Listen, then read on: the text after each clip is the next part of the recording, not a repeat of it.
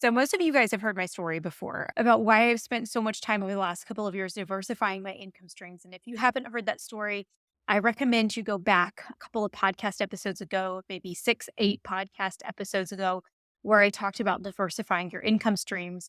And I share a little bit about my journey with that. And since then, I've been asked several questions like, what are your different income streams? Where is your revenue coming from? And like, if I'm going to start somewhere, where should I start? A lot of these questions I'm going to answer in detail in my Teacher Seller Summit session called Diversifying Your Income Streams, where I'm going to give you a roadmap to diversifying your income streams based on where you're at in your journey and where you're at in building your audience. So, I'm not going to dive into all the particulars today necessarily as to how you can get started on that because I'm going to be covering that in depth in my session. And I know that not everybody who's listening right now is probably at a place where they're ready to diversify right away. But I am going to be sharing a couple of things that I think anyone can do, no matter where they're at in their teacher entrepreneur journey, to set yourself up for success to diversify later on or to start diversifying right away. I want to start by answering the really popular question, which is what are my different revenue streams? I might forget a few of them because I feel like at this point there are quite a few, but I'll at least cover the big ones. So I kind of break my business up into two different categories. There are things that I own, and I'm the only person who owns those income streams or owns that business. And then there's a second set of income streams that I partner with Brooklyn McCarley, and she and I have businesses together. So I'll kind of break those up into two different categories. So as far as what I have my TPT store, I have a course. In fact, I have multiple courses. And then those courses are collectively joined together inside of a membership. I sell one course by itself that's selling 101. I know several people have purchased. And then I have the membership for teacher entrepreneurs or for teacher authors, and that's RTA or Rebranded Teacher Academy. And those are my primary income streams. I also have the podcast or YouTube. I don't make a lot of money on that. That's kind of like my Starbucks money, my coffee money. And most of the time, it doesn't even cover my Starbucks, if I'm being honest with you, because I kind of have a bad coffee habit. But it does bring in a little bit of revenue. And in particular, it helps direct traffic to my courses or to my membership. But as far as like monetizing that, YouTube does bring in a little bit of money for monetization. I have not monetized my podcast yet. I would really like to do that, but I haven't done it yet. I also have some affiliate marketing that I do throughout the course of the year, and I have coaching, private coaching. The private coaching is built into my membership. So before I get a question on that, I do not offer private coaching to anyone outside of RTA. And so only members can purchase private coaching, and they can only purchase it during a certain time of the year. But then I also have small group coaching within my membership that brings in additional revenue as well. So coaching, courses, membership, TPT store, YouTube. Yeah, that's pretty much sums up my income streams that are just mine.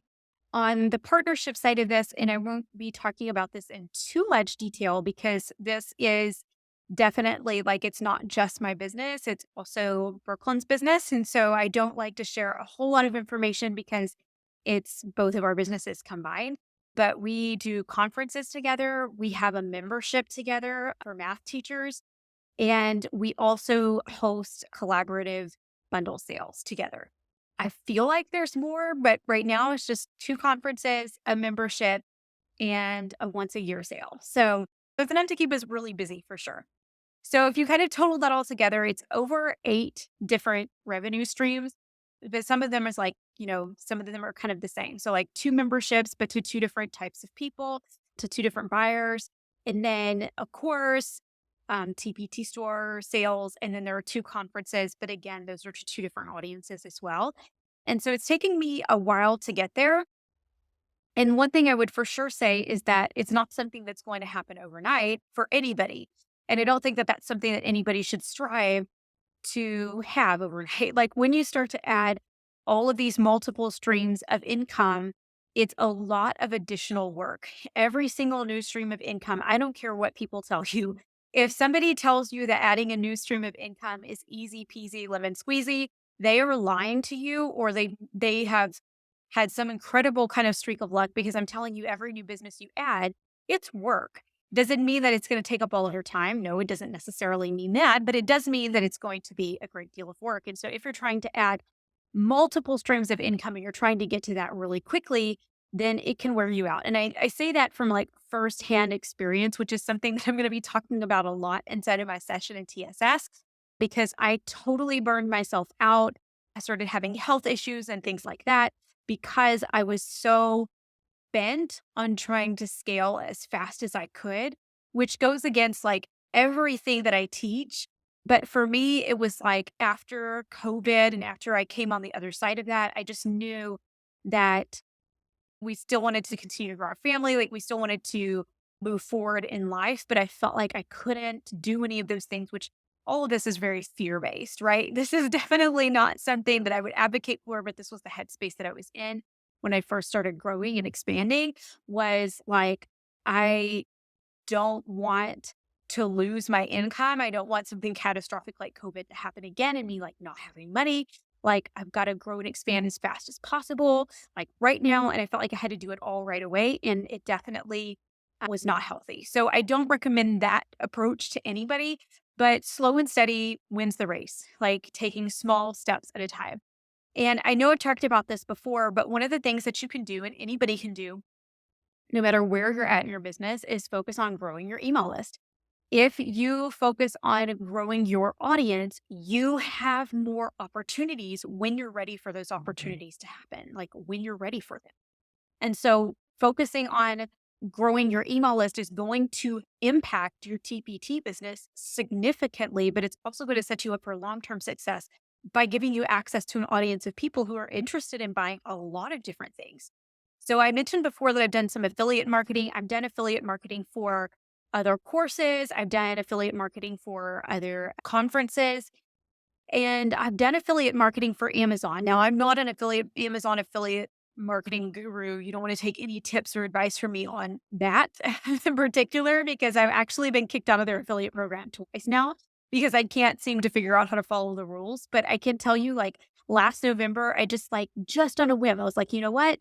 I have a sale catalog for my math email list. I'm going to incorporate some Cyber Monday deals into my sales catalog and just see if I can make some sales on it. And before they kicked me out, so I have no idea how much I would have ended up making or how much I ended up making, period, because I can't even see that dashboard anymore. Like they're pretty like, they're like, oh, we'll send you the money. I have no idea if I ever got the money. Like no clue, never heard anything from them again. We're just like, we'll send you whatever money you earned. But at the point where I had been able to see, I had made a little over $100 in affiliate commissions, which was really fun for me because I was like, oh my gosh, like this could work. Like if I did this on a regular basis or if I had a blog or something like that. And I thought that that was really fun. So there are so many different ways that once you have an audience somewhere that you can start to make money by either being an affiliate for somebody else or by driving traffic. Now, obviously with Amazon, and some of you listening know this, like you can't send an affiliate link via an email, but there are other things you can do. You can send them to your blog or you can send them to a website or a catalog, something like that, that has that information in there. So there are a lot of different ways that you can use affiliate marketing once you have that business. And another thing that I've done once I started to grow my email list was started to do some marketing for other sellers. And I would eventually like to get into that. But one other thing that you can do right now, besides just growing your audience and growing your email list, and by growing your audience, I definitely mean like you can grow your audience on social media, TikTok, Instagram, like whatever. But for sure, you want to grow your audience. Make sure you're growing your audience in a way that allows you to own that audience. So whether that's through text marketing like SMS, collecting phone numbers, collecting emails, something like that, you want to make sure that you actually own that audience, and you don't want to build your whole business on like a social media audience for sure. Like I wouldn't want to do that. I mean, that can be your primary, but always have the backup as well. So one more thing that you can do is you can start to diversify by putting your resources on multiple different platforms. Now, this isn't going to guarantee that you're going to make like a lot more money or anything like that, but it allows your resources to be found in multiple different places. And I've talked about this before. We had Elaine Greenwell on the podcast, and she was sharing her journey in listing her resources on multiple different marketplaces. And I shared four different ones with you. So, four different marketplaces with you. And I have listed my resources on Classful, and I've made a little bit of money from that, not anything to write home about. But if I had just started out, I would be really happy with having a few extra dollars coming in from different places each month.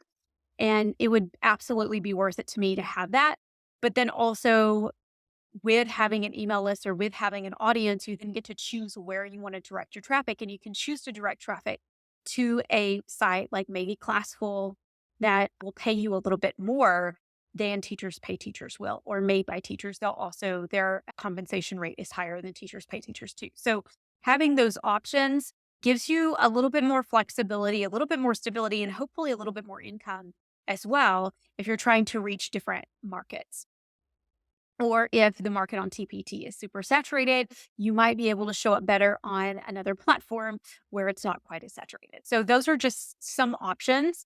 One other thing that you can do to diversify your income stream early on, and Aubrey Malik was talking about this on the podcast way back, I think it was in March or April, that she was sharing about this, is that you can start a freelancing business. So you can become a virtual assistant. You can help other people grow their TPT stores while you're growing your own and kind of diversify your income stream in that way.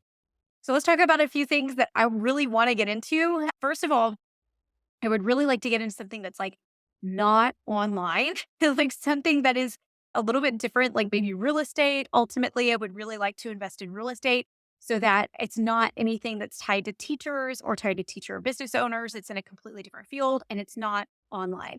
So I would kind of like to get out of that market, but within the online space, there are so many different things that I want to do. I would really like to run events, single events for teachers where they could pay $5, $10 for a single PD session and it not be a whole big conference. It just be a single webinar or something like that, or a single fun event. I would love to do something like that. I would also love eventually, and this is like a way down the road, I would love to be able to have a printable resource where I can take worksheets and things that I've already created, or even a curriculum, and put it in a book and have it bound and have it printed.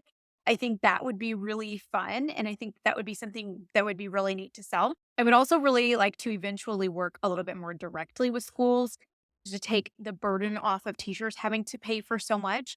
And so I'm not exactly sure what that would look like just yet, but that's a long-term goal. But then short term, honestly, you guys, my goal is to take things off of my plate. Like that's kind of where I'm at. And that was one of the other drawbacks to growing so quickly, is that when you try to do things super quickly, a lot of times it's you doing everything.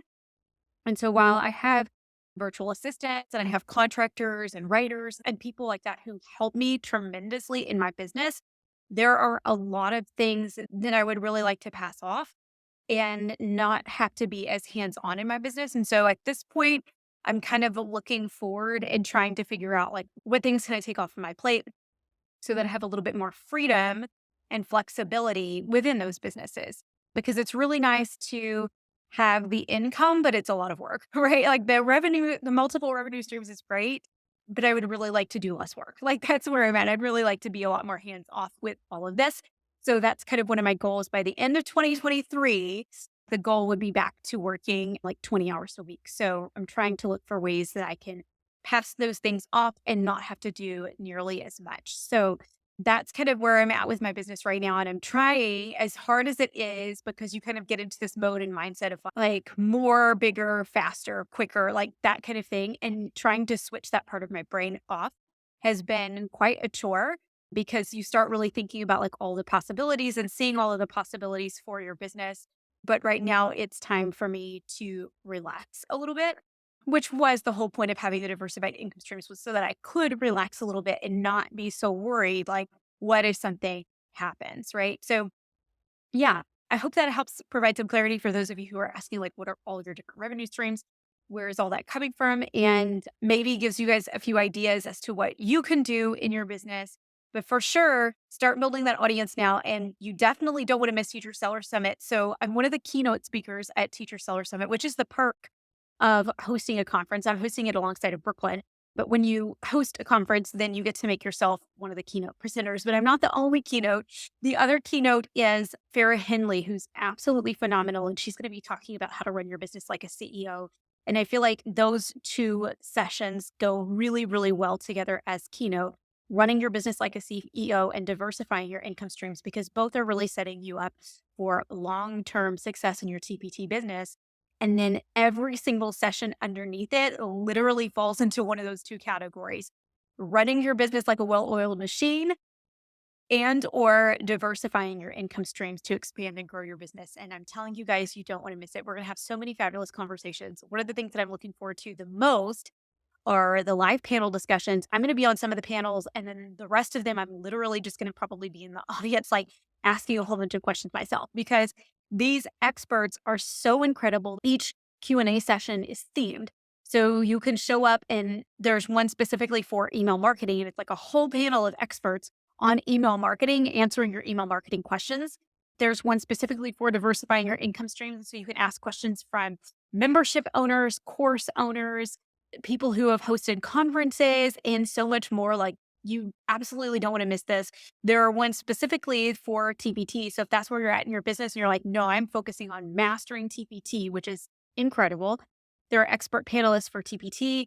We literally have a star-studded lineup for those who are presenting at this conference. We have, like I said, Farrah Henley, we have Kristen Doyle, we have Erin Waters, we have Becca Davis, we have Martina Cahill, we have Susan Jones, who's going to be talking about YouTube marketing. We have Melody Munch from Mrs. Munch's Munchkins, who's going to be talking about monetizing your Instagram and being an Instagram influencer, a teacher influencer. We have Lindsay Bowden, who's just absolutely incredible. She's been on the podcast a few times. You guys know her. Multiple six-figure course launcher. And she's going to be talking about launching your first course. Literally so many different incredible sessions and opportunities to not only talk during those Q&A panels, but to talk with each other.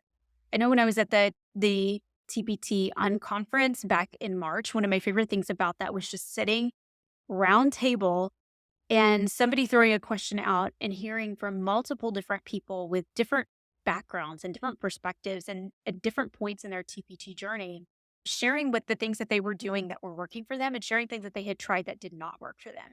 And just being able to hear those ideas and be a part of those conversations was so powerful. And so we've brought that in to this conference, and we are hosting roundtable discussions where you can come in and you can discuss and bounce ideas off of each other as business owners and have chats together and sit roundtable basically and have those discussions. It's going to be so incredible. You do not want to miss this. Go grab your ticket to Teacher Seller Summit. Right now, you'll find a link down inside of the description. And I hope to see you guys there. It begins July 6th, so you don't want to miss it.